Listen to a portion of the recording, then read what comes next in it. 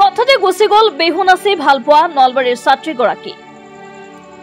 ৰাজকদমতল বালিকা বিদ্যাপীঠৰ ৭ম শ্ৰেণীত অধ্যয়নৰত ছাত্ৰীগৰাকীয়ে হঠাতে নোহোৱা হোৱাক লৈ শোকত ম্ৰিয়মান হৈ পৰিছে কেন্দুকুছি অঞ্চলৰ ৰাইজ।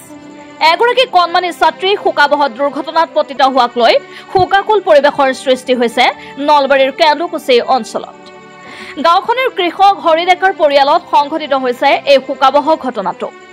৭ম শ্ৰেণীত অধ্যয়নৰত এগৰাকী কণমানি ছাত্ৰীৰে আকস্মিক দুৰ্ঘটনাক লৈ কান্দোনত ভাঙি পৰিছে সকলো।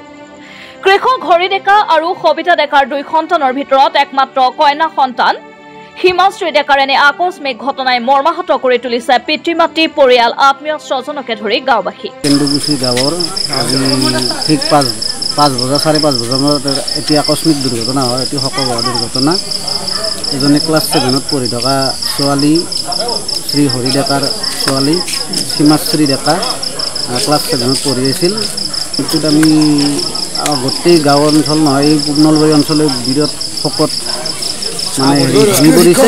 আৰু স্কুলখনৰ শিক্ষকসকলো আছে আৰু নলবাৰী অঞ্চলৰ ৰাইজ আহি লোকাৰণ্য হৈ পৰিছে। আজি বিয়লিৰ ভাগতে মাতৃয়ে তাঁতশালৰ কামত ব্যস্ত থকা সময়তে শালৰ খুঁটাত জোঁট খাই পৰে ছাত্ৰীগৰাকী। পিছত ছাত্ৰীগৰাকীক বচাবলৈ পৰিয়াল আৰু গাঁওবাসীয়ে বহু চেষ্টা কৰে যদিও ছাত্ৰীগৰাকীক বচাব নোৱাৰিলে পৰিয়াল তথা গাঁওবাসীয়ে। এই ঘটনাই সমগ্ৰ অঞ্চলটোতে শোকাকুল পৰিৱেশৰ সৃষ্টি কৰিছে। ৰাজকদমতল বালিকা বিদ্যাপীঠৰ ৭ম শ্ৰেণীত অধ্যয়নৰত ছাত্ৰীগৰাকীৰ এনে শোকাবহ ঘটনাই কন্দুৱাইছে সকলোকে। ঘটনাটো খেলি থাকোঁতে হৈছে।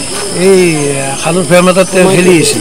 খেলি থাকোঁতে অকস্মাত এই তাই খেলা ৰছীডাল গলত লাগিল, লাগি তেনেকৈ মৃত্যু হৈছে। তাই খেলি থাকেই তাতে প্ৰায় খেলে।